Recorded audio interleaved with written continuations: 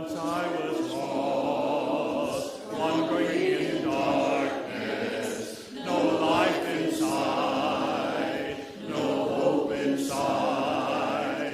He called my name and healed my blindness to sacred place, and now alive with His love breaks through heart of stone, love breaks through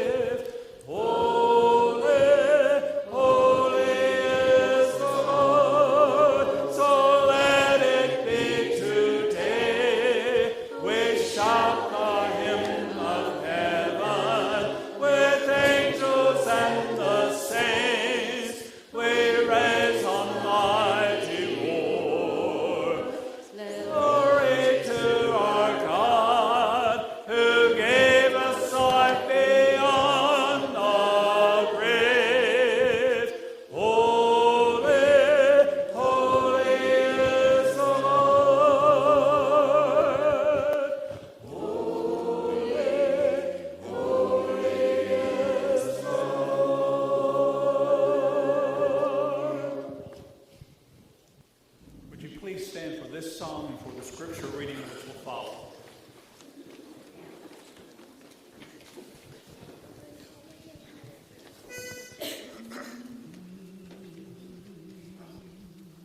Oh, spread the tidings round wherever man is found, wherever human hearts and human woes abound. Let every Christian tongue proclaim the joyful sound. Our Lord is Lord of lords. Of lords He is the Lord. Divine the living word. His name the sweetest heard. His will redemption brings. Oh, spread the tidings round wherever man is found. The Lord is King of kings.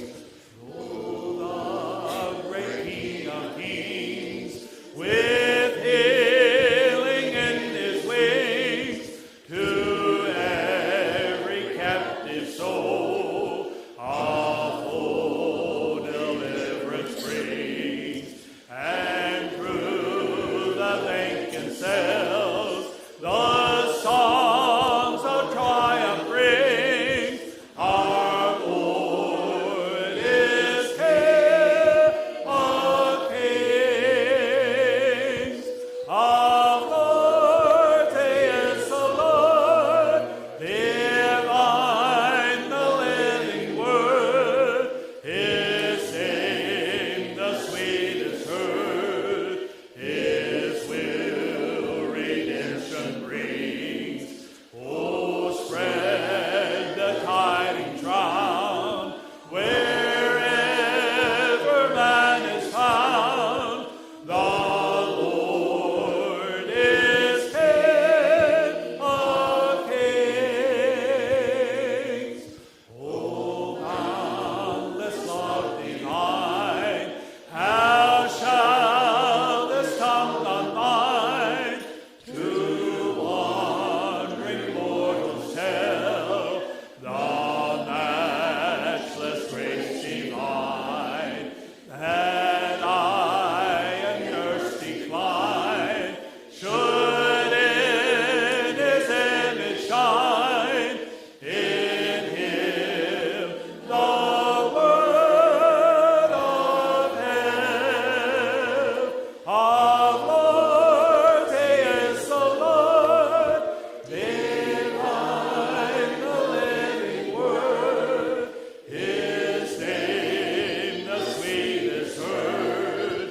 His will redemption brings. Oh, spread the tidings round wherever man is found. The Lord is King of kings.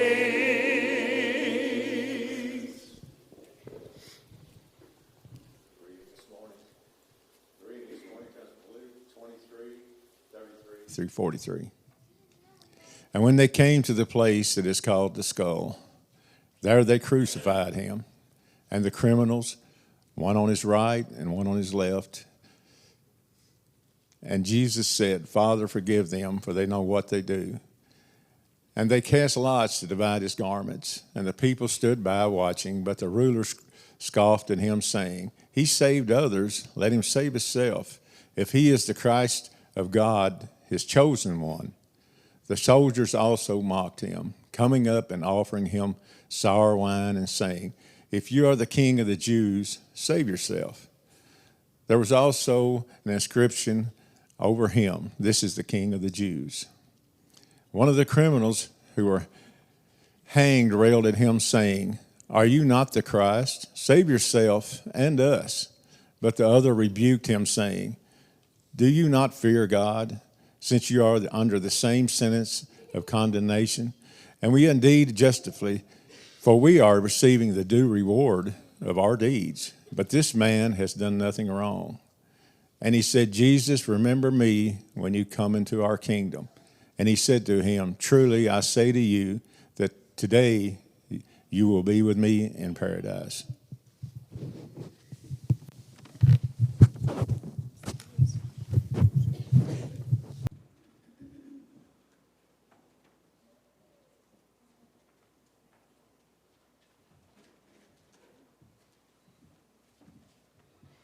Good morning. Most of you probably met Marvin just a little while ago, but just to remind us, Marvin has been with the congregation almost twice as long as I have. You wouldn't think he was older than me, would you? So I think the last time that I was down there, we walked into TGI Fridays, and I got worried because someone was sitting at Marvin's table. It worked out just fine. We just sat somewhere else. But I mentioned in the bulletin article that I guess that table and at your house and other places, Marvin cares about God's church. And Marvin cares about his country. And Marvin cares about the people that he works with. And like anyone that cares that much, his want to is much greater than his can do. Did you understand that? Yeah. All right. So, and I'm really pleased that Penny Ryle is part of his life and Lourdes' life, and he is part of ours. So, just to remind us, he's a graduate of Baxter Institute, and for those of you that don't know, Baxter Institute is fairly influential in the Churches of Christ in all of Spanish-speaking America. There are students that come there from every country, I think, that speak Spanish, and then they go out from there. So he's a graduate of there. He's a graduate of the Public University of Honduras, and that's where he met his wife, Lourdes. They both have master's degrees in psychology. And they use their education and their knowledge for the furtherance of the kingdom of God. I'm looking forward to what you have to say to us this morning, Marvin. So here you go. You don't have to stand here because you got that thing. So okay. All right. Thank you. God bless you. It's good to me and Lourdes to be here again and speak with you. I thought that Sean, when he come with me, he going to translate, but okay, I will do my best. I read a phrase one time. It say, "Hard times create strong men. Strong men create good time. Good time create weak men. Weak men create hard times." Do you know that phrase, or have you heard that? Raise your hand. Okay. This morning, I talked in the class about 3 places. And now, I would like to talk with you about 3 biblical persons that live or are involved in these 3 places. Just we read Luke 23, verse 41. One of the criminals said something about their action. He said, "We are punished justly, for we are getting what our deeds deserve." I call my preach this morning restitution and what we deserve. Most of the time, we are looking for, I deserve something or I not deserve something. And it is hard most of the time if you say, I deserve good thing for me and I deserve bad thing for others. And God had no human thinking. You know, the way that God think is different than the way that we do.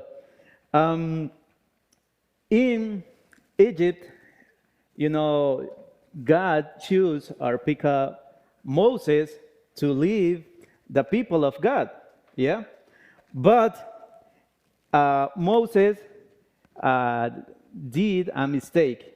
You know, many of us we do mistake every day. Yeah, I do mistake, you do mistake, my country, your country, my president, your president, all the people do mistake.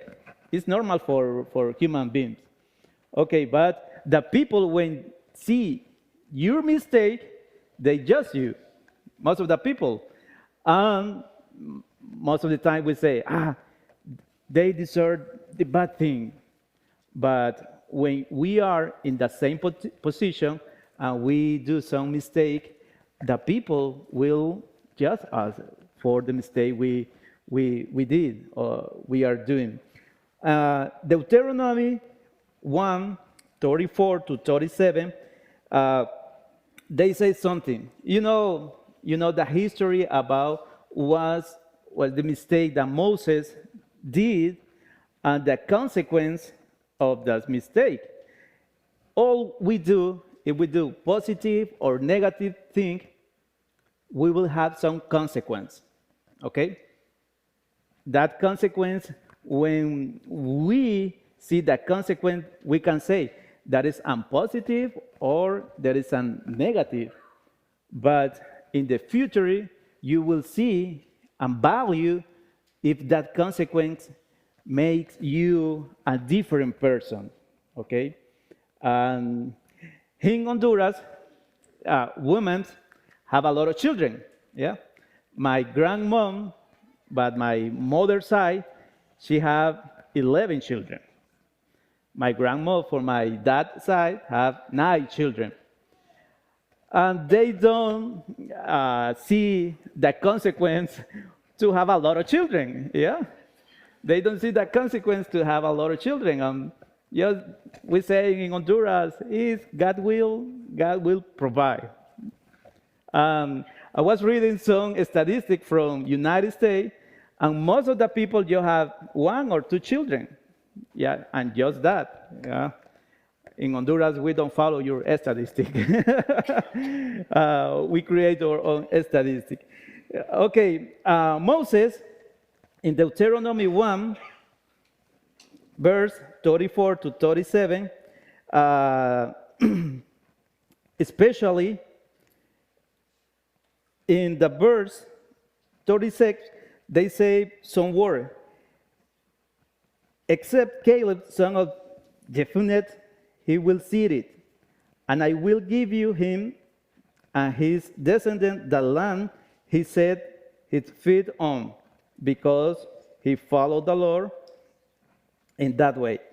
Okay, the promise is you will take the people and go to the promised land. Okay, but Moses have, in my human view or thinking, just a little mistake. And the consequence of that little mistake was word for Moses. He cannot see her getting into the land.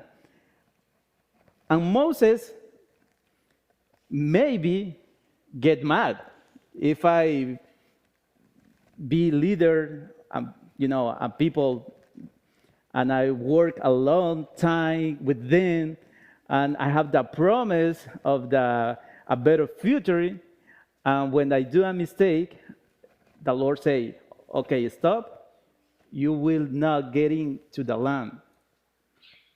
Just one mistake. And it have a big consequence in the Moses life. But it's not just that. You will not get into the Holy Land, as we call. Moses, during the process, he accepts that he doesn't deserve to get into the Holy Land. He accepts. Most of the time, we accept our mistake.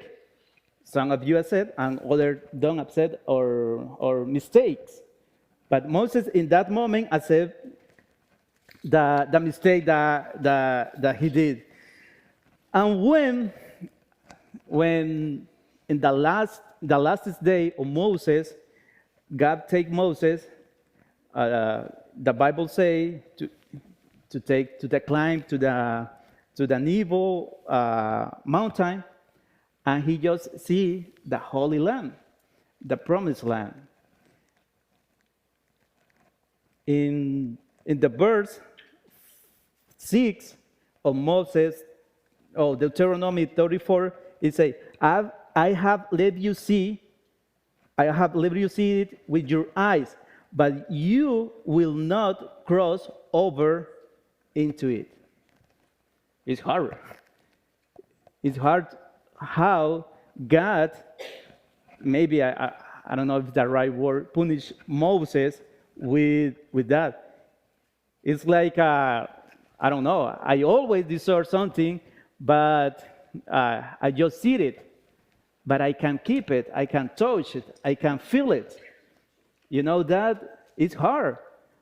And God said, no, you come on here, sit here, and look in what you lost. What you lost. This is the first example that I bring to you.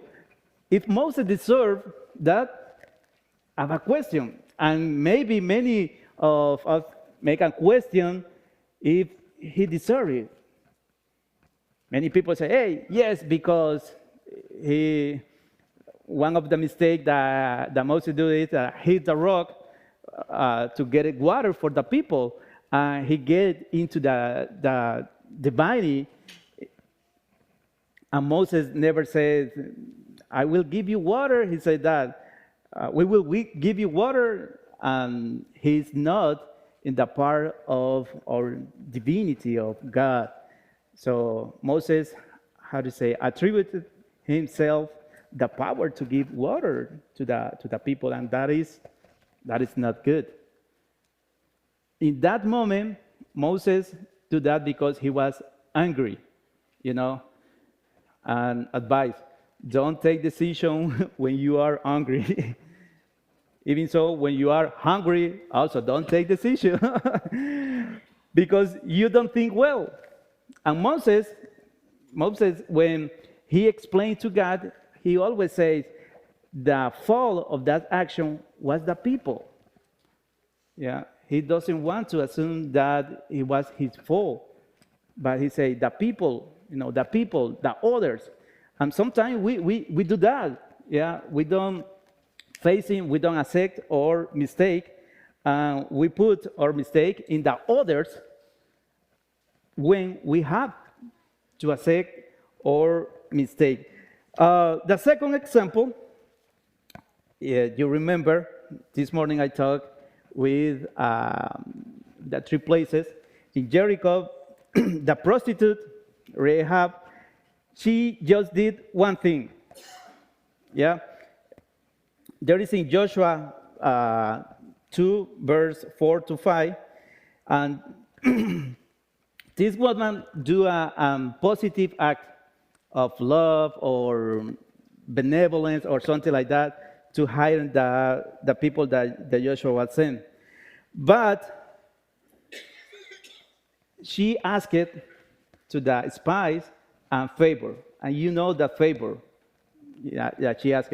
When the people of Israel getting into Jericho, please don't touch myself, don't touch my family, don't kill them, and be safe of them. Okay, and the spies, they say, we will do that. Our word is required, and we will do that. And she received the benefits of what she did. She didn't do a mistake. She did just one thing. Don't tell the guards that the spies was with her, and she hiding them. She just do one thing, nothing more. But she is very smart. She asking for a big favor to the spy, and then put the words that they will do that, and they say, uh, our life for your life. The men assure, if you don't tell what we are doing, we will treat you kindly and faithfully when the Lord give us this land. Another advice, keep your promise. We use some phrase in Honduras. We don't have um, many things to do, but when you give your word, your is we call is your promise. Your word is all you have. For example, if you give a promise to your children, keep the promise. If you give the word to the Lord, keep the word, because it's our word that God look if we are responsible about what we say. This is another example that I told you. So she did something, she asked him something, and she received something. Just for one action of kindness, of one action about what she did. In Joshua 6:25, the Bible says, but Joshua spared Rahab the prostitute with her family and all who belonged to her. And she received what she asked. She kept, and despite they promised that, and Joshua did what she wanted to ask him to them. This is the second example. Moses, for me, don't deserve what the mistake did.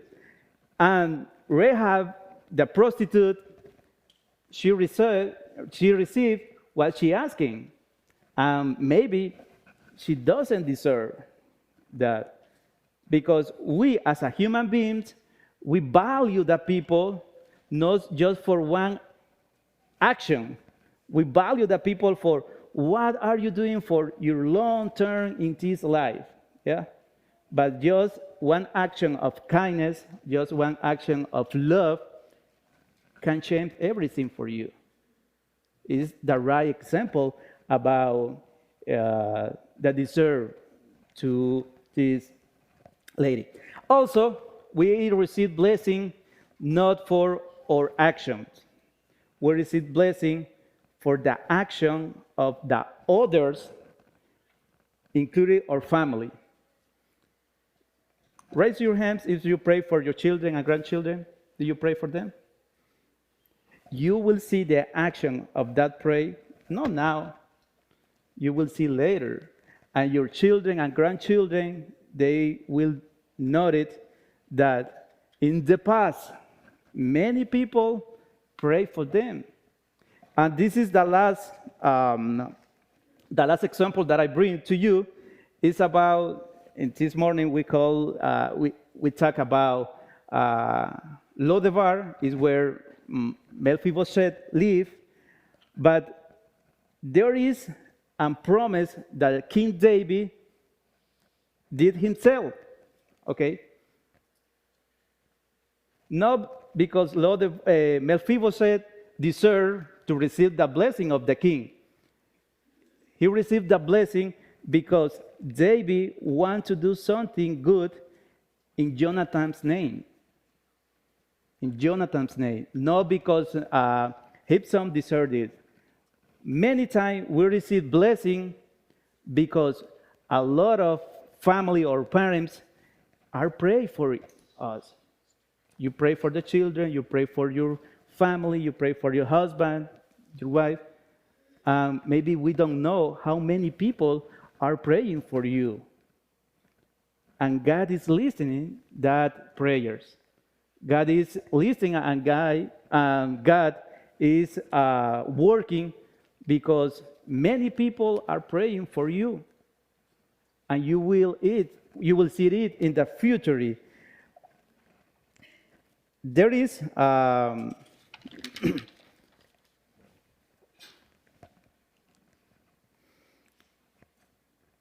in 2 Samuel, verse 9:1, David asked, "Is there anyone still left of the house of Saul to whom I can show kindness for Jonathan's sake?" sometimes we will see or do kindness to others, not for the action you are see. You will help people for the action of the parents or other people because you are grateful with that. You are kindness with them. I saw, I don't see I don't watch a lot of TV, but I love some cultural thing you do, and I tell all this most of the time. I watch some TV series or something. I like when you are in some places. For example, I was see some TV show, and they come a lot of firefighter or police, and when they receive the ticket of the restaurant, they say, "No, your ticket is paid." And say, "Hey, who paid it?" That and other people don't pay the food of them. They are grateful with others that do that job they are still doing. It's how we receive also blessing. I call generation blessing because others pray for us. Others do something good for you, and you continue doing that, not because that people deserve. It's because God put in your heart to help others. God tell you, hey, don't see the mistake, don't see the defect, or don't see the negative thing. Just see what you want to do. If you want to give, if you want to do something, just do it. Because somebody else did or do that with you or with your parents or with your children in some time. So that is what another example that I have. Moses, the prostitute, and Mephibosheth. They do some mistake or they do some positive thing. They have consequence. We have just consequence.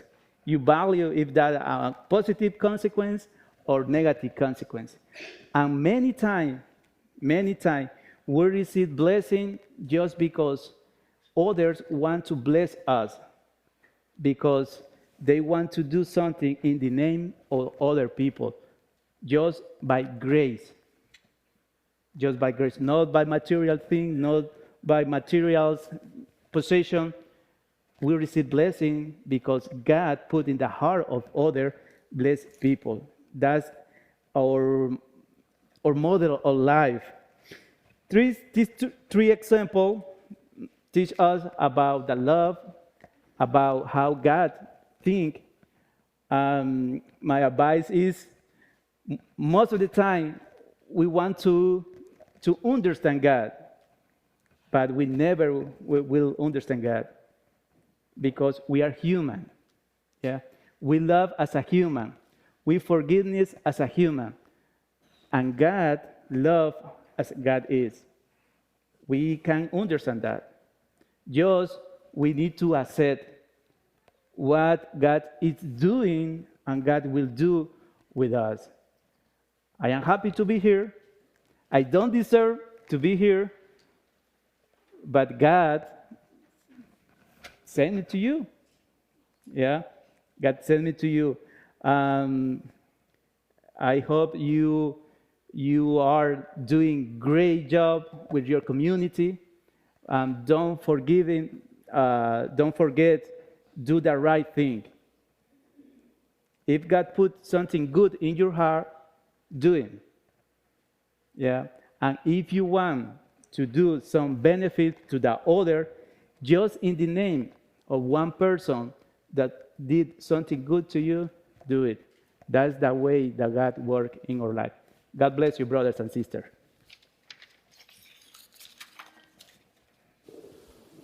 Let us stand. If the name of the Savior is precious to you, if it's constant and tender and true, with the light of His presence as bright in your way, oh, will you not tell of your gladness?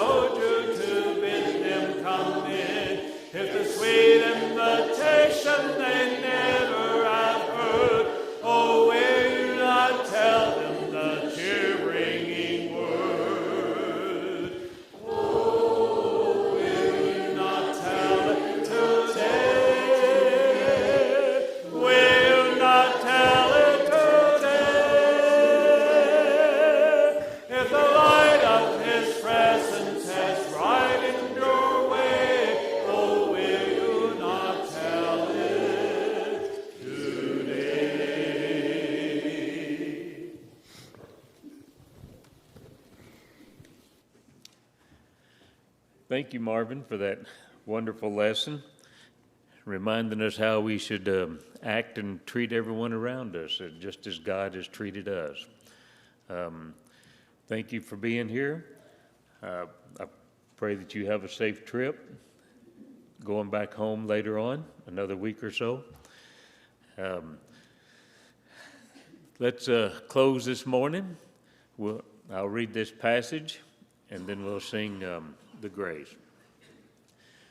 Now to him who is able to strengthen you according to my gospel and the preaching of Jesus Christ, according to the revelation of the mysteries that was kept secret for long ages, but has now been disclosed and through the prophetic writings has been made known to all nations, according to the command of the eternal God, to bring about the obedience of faith.